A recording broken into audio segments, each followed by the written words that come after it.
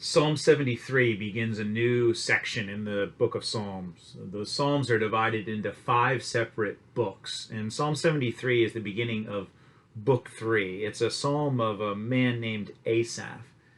And he begins by saying, "Truly God is good to Israel, to those who are pure in heart." Now, this is true, of course.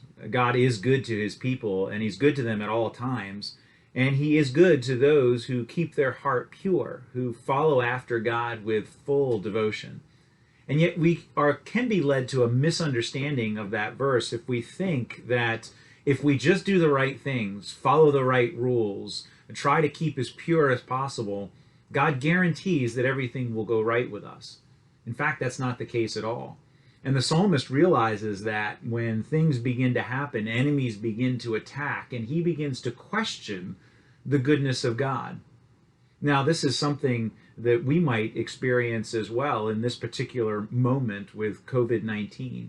Now, it's not an enemy attacking us with swords and spears, but it is an enemy that might make us say the very same thing as the psalmist. He says, "All in vain have I kept my heart clean and washed my hands in innocence." Now, we might be washing our hands in a different way and still get sick. We might be keeping our heart clean and our motivations pure and still suffer the consequences of disease. But that doesn't mean that God has abandoned us.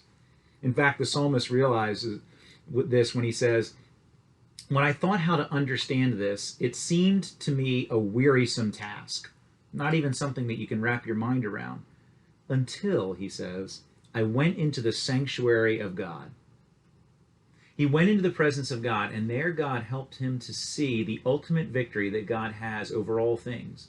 The physical enemies of the nation of Israel with swords and spears, and the ultimate victory that is ours over disease and death because of Jesus Christ. As a result, the psalmist concludes and says, "I am continually with you, God. You hold my right hand. You guide me with your counsel, and afterward you will receive me to glory. Whom have I in heaven but you?